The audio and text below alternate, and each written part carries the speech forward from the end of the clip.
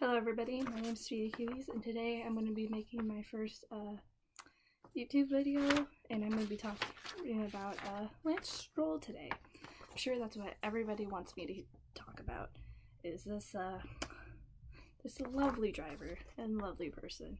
So, I have a script. It's 6 pages long, and I kind of did this so it can kind of guide me along, because when I just talk, nothing really comes out in a sequential order or like along with topics. So I kind of needed to do this, so I basically to keep me on track. So yeah. Sorry if this is boring, because I'm just gonna be reading this the whole time with me pausing every now and again to talk about things on my own. Okay, so there's been a lot of talk about Lance Stroll since he was announced as Williams' second driver last year. A lot of the talk that I've come across has been negative, and I agreed with a lot of them. I'm sort of an optimist. I've been sort of optimistic, not really because I thought he was going to be a good driver or anything of the sort, but I've been optimistic because he was in a Williams. Anyone who was in a Williams couldn't be all that bad, right? But oh boy, was I terribly mistaken when the Australian Grand Prix rolled around and Stroll didn't even manage to make it out of Q1, while his teammate managed to make it into Q3 and qualify decently. Right then and there, I knew that Stroll wouldn't even make it to the end of the race. I was right. And on lap 40, Stroll retired with what was believed to be a broken brake disc. And where has Stroll ended up before his untimely demise? 13th. This doesn't seem all that bad, but when you bring in the fact that Stroll qualified 19th, and by the time he retired, that 4 other cars had already retired, and that he was in front of a Sauber, this doesn't look like good results at all. Now in this video, I'm going to try to be optimistic. Try is a very important word here, because all in all, I could be objective all I want, but there's always going to be a bit of bias in me, because my view, since he's been signed on, has always been negative. Also, I should probably state that this is an opinion video, so this is all gonna be my opinions. You don't have to believe what I say, but it would be nice if you at least listened with an open mind. You're probably wondering who I am and why you should be listening to me at all. Well, my name is Kelsey, and I'm from the United States. I've been a fan of Formula 1 for about 2 years, but I come from a racing family, so I have past experience in motorsports, and at least to my own knowledge, know enough about it to make a proper judgment on certain things. Now, of course, there's going to be things that are different between Formula 1 and the type of motorsports I grew up in, but a lot of driver attitudes and a lot of things about it cross over into both sports, like a lot of financial things and economics and stuff like that transfer over, and it's not really like a secular thing in each motorsport, so it's kind of whatever. Now, do you have to listen to me about this? Of course not. You're all your own people, and you can all make up your own opinions about Stroll and about the situation. But after all, this is my video, so I'm going to state my own opinions on the situation. If you can't tell by now, probably going to be negative. Before I get into any discussion about Stroll himself, I feel like I need to talk about pay drivers and the differences that there are in the sport. You have 2 types of pay drivers. You have the ones that use their families or someone else's financial influence to buy their way into the sport, and then you have the ones who take out loans on their own and buy their own way into that. The ones who where they use someone else's financial influence to buy their way into the sport are the most common ones nowadays. And notable drivers, in my opinion, that show this are Pastor Maldonado and now Lance Stroll. Pastor bought his way onto the failing Lotus team, while Stroll bought his way onto Williams. An example of the other type would be Niki Lauda, who took out a bunch of loans at his own risk and bought his way onto BRM. Why do I feel the need to discuss this? Because Lauda is brought up in almost every conversation about Stroll, like literally every single one. And people always try to use Lauda as an example of what Stroll could be and what he could do. I feel like comparing these two is absolutely wrong. With Lauda, he's taking his own risks. He's putting his own life on the line by taking out loans and buying his way onto a team. He's still using his financial influence, but not in the same way that other pay drivers are, If this hadn't worked out for Lauda, his life would have been ruined. The rest of his life would be filled with crippling debt that he would probably never recover from, and he probably would have died with the massive amounts of debt that he owed, swallowing him whole.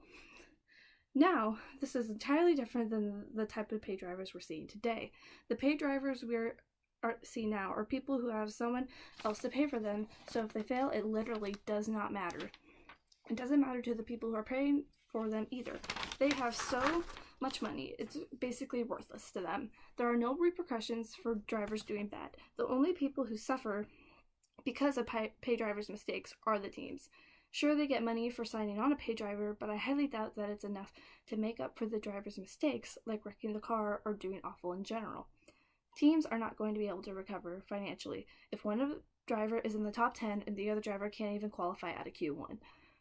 The teams end up suffering more because of pay drivers' mistakes. You have to remember, these are multi-million-dollar teams. There's no way the financial aid they get from a pay driver could ever help the team when the driver is awful. Momentarily now, I'm going to talk about Williams. As we all hopefully know, Williams has been having financial issues for a while now. It's not in the same way that McLaren is struggling, and if anybody is interested, I may discuss McLaren's issues in the future. But for now, let's talk about Williams. Williams is struggling, not nearly as bad as McLaren, who could disappear from the grid in the next couple of years if they don't improve. So what did Williams do to try to save themselves? They signed on a pay driver. Pay drivers are absolutely the worst thing you could do to your team. They are a parasite, and a pay driver will suck the team dry. You don't want to have a pay driver on your team when you're failing. You've basically said goodbye to your team the moment they've been signed. Why do I say this? Because if we look at pay drivers in the past, the teams either A, begin to fail, or B, fail. Hardly ever do the teams survive. Teams can't recuperate from damages done to them by the drivers. They're struggling financially, and when you add someone who can't handle a car, your financial troubles will get worse. No sponsor wants to sponsor a team where one of the drivers can't keep it on the track. It's not smart for them to do. It's a waste of their money, and they want good publicity, and they won't get it if they sponsor a team with someone who sucks. Now, an example of this is obviously Pastor, because he was signed on to Lotus, who was already failing, and what did he do? He crashed a lot, and he got the nickname Crasher Maldonado. I really don't think anybody wanted to sign on as a sponsor for Lotus, because why would you want to do that when the one thing you would be known for is sponsoring the driver that crashes a lot? And I think what Lotus, what one of their issues was, is that they signed on, a world champion like Kimi, and they really didn't have the finances to support it, and then Kimi left for Ferrari, so it was Romain, and then they signed on Pastor, and they were already failing, and then when you have a driver crash, and these cars are like $1 million cars, it's not going to help your team. It's not going to help you financially. It's not going to help you at all. You've basically ruined yourself and ruined any chance of recovery that you could ever have. So yeah. Why does that involve Lance? That's for you to decide why I discussed that while teams failing. Anyways, I'm done covering pay drivers and what they do for teams. I'm here to talk about Stroll. Here's some background information on Stroll for those of you who know nothing. Stroll first started racing karts and was named Federation of Automobile Sports of Quebec's Rookie of the Year in 2008. In between 2008 and 2014, he won 2 championships, Coupe de Montreal, and was crowned Canadian champion. He raced in a bunch of different series and won a few trophies, but nothing of extreme importance. The series he raced in weren't important either. He didn't win any titles. In 2015, he won the New Zealand-based Toyota Racing Series, but nothing else important. And let's be honest, the New Zealand-based Toyota Racing team isn't that important either. In 2016, he was the Euro F3 champion somehow. Now that that's out of the way, let's get down to business. Obviously, nothing Stroll won was important, and was in small, considerably easy series. He was never in anything that would be classified as tough. He didn't participate in GP2 or any prelude series that could test your abilities. Sure, he performed okay in small series, but obviously it wasn't enough to be signed onto a team without his money coming into play. He was a part of Ferrari's driver academy, but basically anyone could enter that, and then he was added to Williams as a test driver. His money had something to do with that as well. Stroll's results don't show anything promising enough for him to have even been considered for an F1 seat so quickly. He's inexperienced in a big series like this, he's inexperienced in a big series like this, and in a car like an F1. He's not ready to be thrust onto a big team like Williams. A smaller team and being put into GP2 would have been better for him to be able to test his skills, to be able to learn, and basically to just fucking learn. He's so inexperienced, it's laughable. Then there's the comparisons to Verstappen, which is wrong in and of itself. We shouldn't be comparing anybody to Verstappen. He's an outlier and should not be counted. Him being an F1 alone skews the data. Verstappen being the new norm and teenagers being brought in at such a young age is dangerous, and we shouldn't encourage this. Thinking every teenager being brought into the sport will be great is a dangerous thought, and we shouldn't be bringing such inexperienced people in. Series like GP2 are to prepare them to be brought into F1 and to give them the experience they need to succeed, which Stroll doesn't have at all. Besides, Verstappen has proved himself, as much as I hate to say it. He's proved his worth despite how dangerous his driving can be, but that's a topic for another day.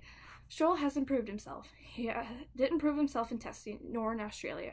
I know it's the first race, but come on, people. What he's done in qualifying 19th, 13 spots behind his teammate, isn't a good way to prove to anyone that he deserves the seed. I doubt he'll improve. It seems he'll go down from there, but only time will tell about this subject. And I may cover that again at the end of the season to basically show that he sucks and shouldn't be on a, top grade team. But whatever. Stroll is inexperienced. This is a big issue considering this is one of the top series in motorsports. We don't need drivers in F1 who don't know what they're doing and are going to be hazardous on the track. This series is about proving yourself and to show how good of a driver you are, not for you to learn how to race. This is hazardous for literally everyone else on the track who knows what they're doing. This sport is dangerous. One mistake is the difference between walking away uninjured and being seriously injured. This isn't where people like Stroll should be. This is dangerous for both Stroll and the other drivers. We should be thinking of safety on the track for everybody involved, including Stroll, which, never mind, I'm not going to say anything about that. Another issue I'd like to discuss before I talk about my final topic about Stroll and close this video is everyone's excusing Stroll's mistakes because he's a rookie and rookies should be able to make mistakes. No one is saying Stroll can't make mistakes, but what we are saying is that they shouldn't be mistakes that end up in A, destruction of a car, B, destruction of other teams' cars, or C, cause injury to himself or others. He can make mistakes. He can end up in the gravel all he wants, but when it's something major like wrecking the car and testing with only himself to blame, that, my dear friends, is pathetic. The last thing I want to talk about is how there were so many other drivers who would have been better selections for Williams. Drivers with lots of experience have been brought on, and Williams would have much better results with them because they have the capability to keep the car on track. Drivers like Alex Lynn, Marcus Ericsson, and Pascal Wehrlein are good examples of drivers that could have brought onto Williams, even with their lack of experience. Esteban Gutierrez would have been a good addition too, even though he didn't perform well in Haas. But he still can keep the car on the track. He won't wreck into people.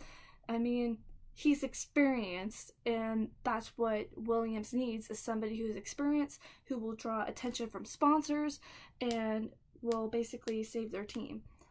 This would have saved Williams for sure, because they don't have to worry about the cars being destroyed like they have to with Stroll, and they could actually save money. Not to mention, with good drivers and good results, sponsors will flock to them because they're a good team. Williams basically marked themselves for death when they signed on Stroll. So, all in all, I don't believe Stroll is a good driver and shouldn't have been brought on to Williams. I do truly believe Stroll is going to be the downfall of Williams unless something changes. And I would like to remind you all that these are all my opinions, and you do not have to agree with my opinions. I'm just stating them as fact, for me at least, and if you have an issue with that, then I guess send me hate mail. My inbox is open. I don't give a fuck. So that's all I have to say about this for right now. If you'd like to see me cover other topics, I would gladly do it. I would gladly cover the McLaren and Honda issue. I'd gladly cover Verstappen. I would gladly even talk about other drivers. I could even sit here and vent about DC for I don't know how long, just to talk about what a sexist asshole he is. But yeah, so if you have anything you want to see me talk about, send it to me. Otherwise, I hope you enjoyed the video, and maybe see you next time.